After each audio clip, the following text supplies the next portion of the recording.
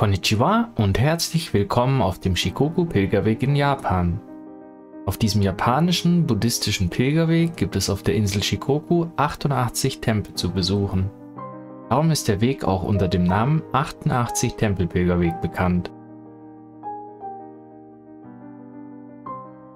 Shikoku ist mit etwas mehr als 18.000 Quadratkilometer etwa so groß wie das deutsche Bundesland Sachsen, ist die kleinste der 4 japanischen Hauptinseln und besteht aus den 4 Präfekturen Tokushima, Kochi, Ehime und Kagawa. Die 88 Tempel des Weges sind ungleichmäßig über die gesamte Insel verteilt, befinden sich jedoch häufig in Küstennähe. Wenn man alle 88 Tempel zu Fuß besuchen möchte, ist eine Strecke von ca. 1200 Kilometern zu überwinden, wofür in der Regel ca. 40 bis 45 Tage eingeplant werden. Mit dem Weg wird der buddhistische Mönch und Gründer der Shingon-Schulrichtung in Japan, Kōbo Daishi, auch Kukai genannt, verehrt, der von 774 bis 835 lebte. Ich bin meinen Weg im Herbst und Winter 2022 von Anfang November bis Anfang Dezember gelaufen. Zu dieser Zeit strahlen viele Teile des Wegs und auch viele Tempelanlagen in bunten Herbstfarben. Das Wetter war für mich sehr angenehm, Temperaturen größtenteils über 15 Grad und nur wenige Tage mit Regen. Ich war insgesamt 30 Tage unterwegs und habe von den 1200 Kilometern ungefähr 1000 zu Fuß zurückgelegt.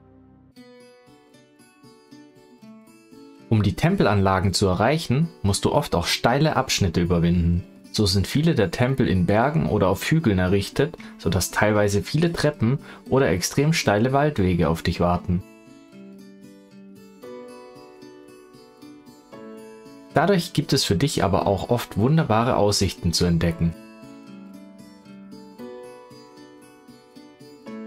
Die Pilger werden als Ohenro-san bezeichnet und man erkennt sie in vielen Fällen an ihren Sägenhüten, weißen Kleidern oder dem Pilgerstock mit Glocke.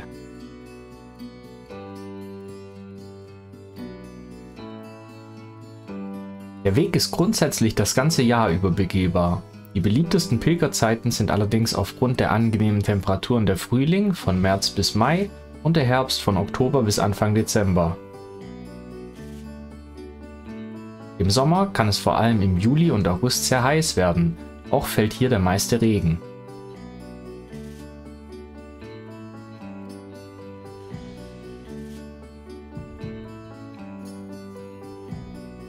Der Weg ist im Uhrzeigersinn sehr gut ausgeschildert. Manchmal sind es einfache rote Pfeile, an anderen Orten detaillierte Infos inklusive Abstand zum nächsten Tempel und manchmal sogar Kilometersteine wie auf dem Jakobsweg. An anderen Orten findet ihr vielleicht nur kleine Aufkleber oder nur Hinweise in japanischer Schrift. Bei Umleitungen sind die Informationen gut dargestellt oder man wird im vorausgehenden Tempel gut informiert, wie hier mit diesem Infoblatt.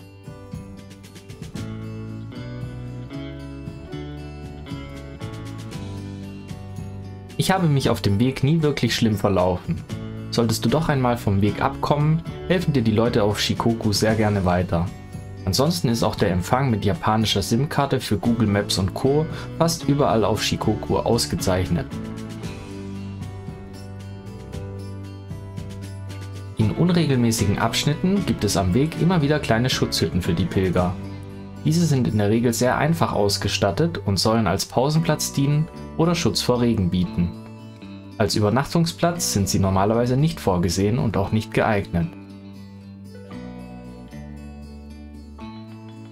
Bei besonders viel Glück findet ihr vielleicht einen Pausenbereich wie diesen hier, mit Gästebuch, freien Getränken und Wohnzimmeratmosphäre. Auf jeden Fall aber müsst ihr euch keine Sorgen um Pausenplätze machen. Diese kommen sowohl in den Dörfern und Städten als auch außerhalb am Weg immer wieder vor. Oft auch inklusive sauberer Toiletten.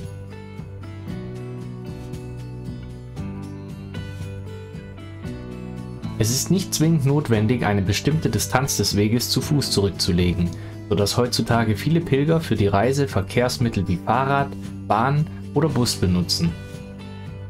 Auch der Starttempel kann frei gewählt werden. Die Reihenfolge ist ebenfalls nicht wichtig.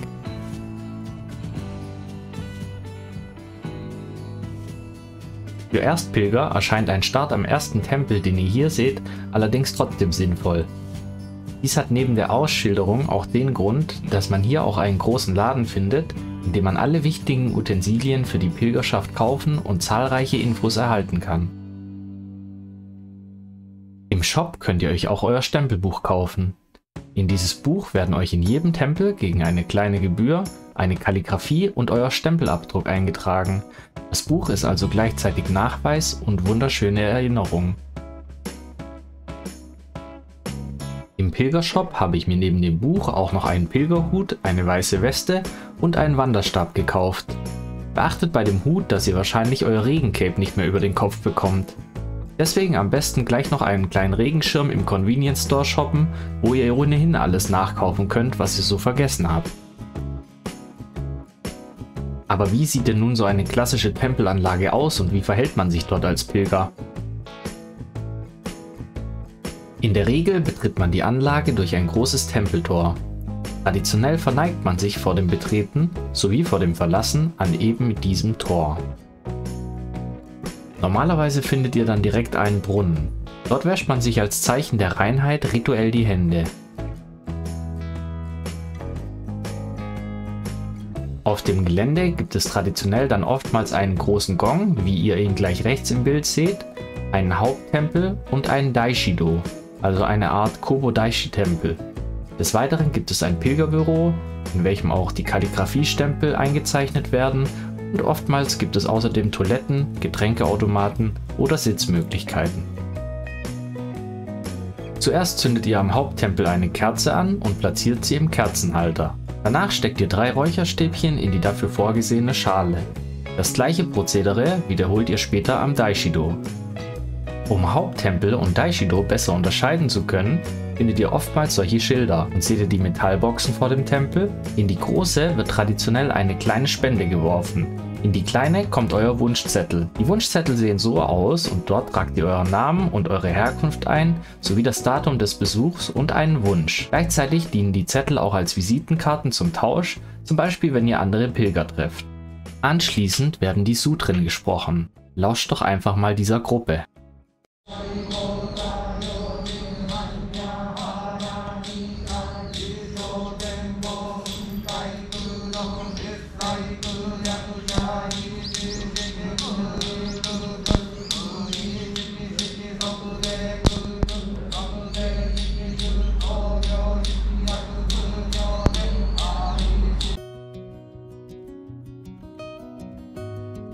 Letztendlich ist aber natürlich jedem selbst überlassen, was er oder sie davon macht, solange es sich für einen selbst vor Ort richtig anfühlt.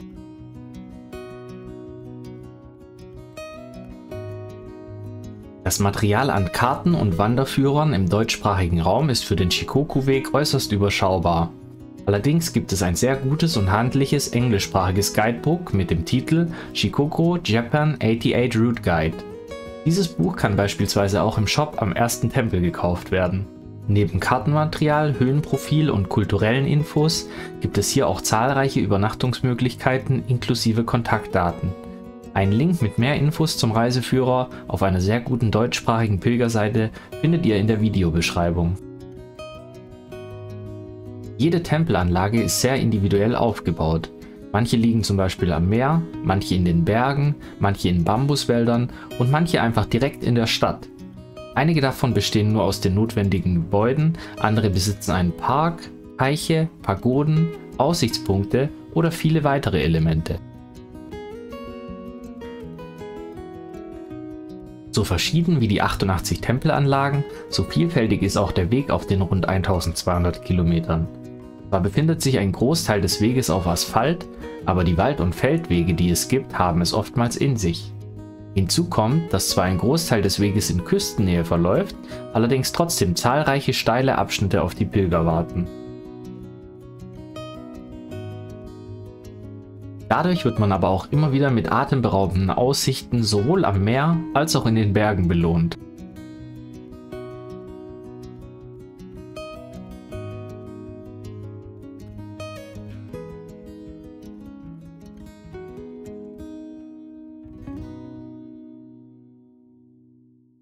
In Japan herrscht Linksverkehr und es gibt oftmals keine separaten Gehwege.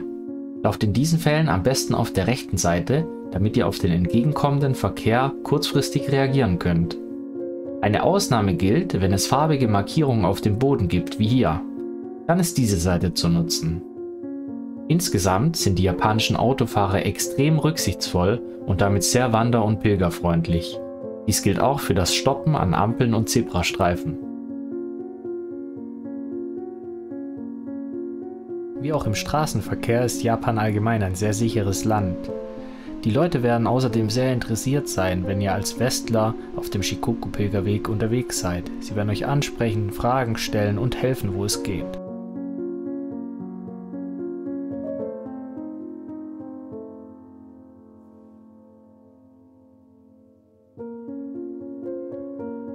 Shikoku bietet fast auf der gesamten Insel eine sehr gute Infrastruktur im öffentlichen Nahverkehr, sodass Abkürzungen zum Beispiel durch Züge, Busse oder auch Minibusse oft auch spontan möglich sind.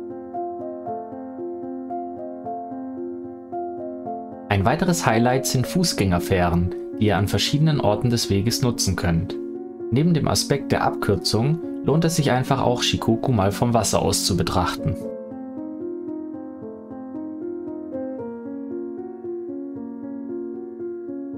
Aber die wohl spannendste Art der Abkürzung sind die Seilbahnen, wie hier am Tempel 66. Lehnt euch zurück und schaut runter auf die Talstation, während ihr im Hintergrund die bunten Wälder und den Ozean seht. Das sollte man mal mitgemacht haben.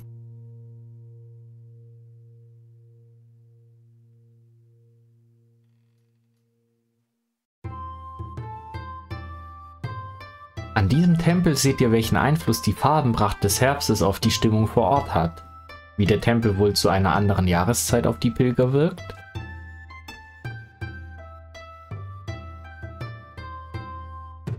Ich würde übrigens jedem dazu raten, sich zumindest teilweise traditionell zu kleiden, denn das bietet euch verschiedene Vorteile. Ihr werdet dadurch als Pilger erkannt und seid von herkömmlichen Touristen leicht zu unterscheiden. Das hat zur Folge, dass die Menschen euch helfen, wenn sie sehen, dass ihr auf dem falschen Weg seid, denn sie kennen die Wege in vielen Fällen sehr gut. Außerdem habt ihr dadurch die Chance, in den Genuss von sogenannten Osetai zu kommen. Das sind kleine Geschenke, die ihr von Einheimischen erhalten könnt, wenn ihr Glück habt. Oft sind das zum Beispiel Glücksbringer, Obst, etwas Süßes oder wie in diesem Fall sogar eine richtige Lunchbox.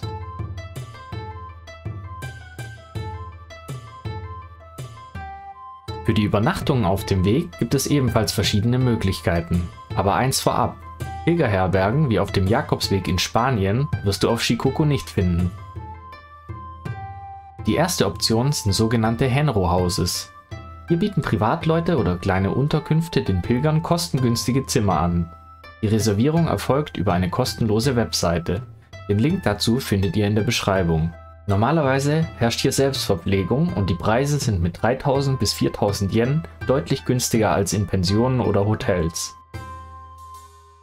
Die zweite Möglichkeit sind die klassischen japanischen Pensionen, wie zum Beispiel Ryokans, welche oftmals auch mit Frühstück und Abendessen gebucht werden können und dabei ca. 6000 bis 9000 Yen kosten.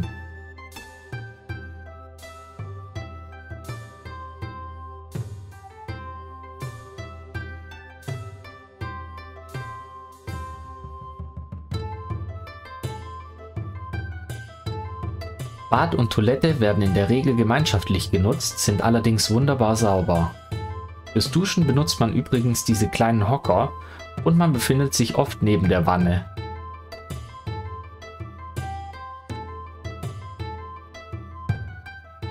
Die dritte Möglichkeit sind Hotels bzw. Business Hotels und diese sind eher westlich ausgerichtet.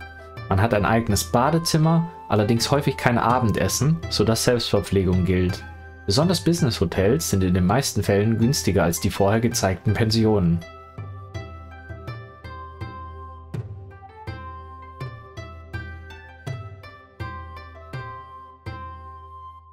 Vor der Corona-Pandemie war es in einigen Fällen auch möglich, in Unterkünften direkt in den Tempelanlagen zu übernachten. Für mich stand diese Möglichkeit leider während meines Weges im Winter 2022/2023 nicht zur Verfügung.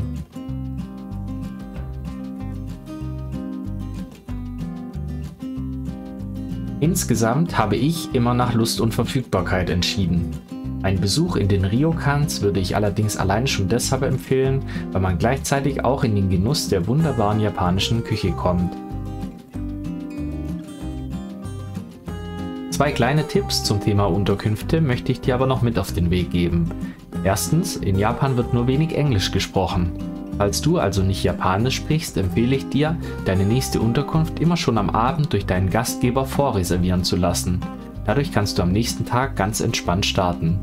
Und zweitens, manchmal kann es sinnvoll sein, eine Unterkunft für 2 oder mehrere Nächte zu beziehen und von dort dann in verschiedene Richtungen die unterschiedlichen Tempel zu besuchen. Gründe dafür sind zum Beispiel ausgebuchte Hotels, große Preisunterschiede oder einfach eine zentrale Lage des Hotels mit toller Anbindung an Bus und Bahn. Hast du weitere Fragen zum Weg auf Shikoku?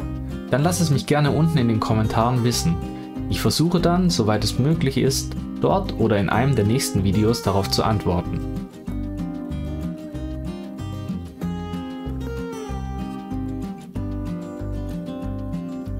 Die Gefühle und auch die Stimmung sind übrigens in jedem Tempel ganz individuell und unterschiedlich. Das hängt von vielen Faktoren ab, wie zum Beispiel der Tageszeit, der Jahreszeit, dem Wetter, anderen Pilgern oder deinem allgemeinen körperlichen Empfinden vor Ort. In jedem Fall aber ist jeder der 88 Tempel eine besondere und einmalige Erfahrung.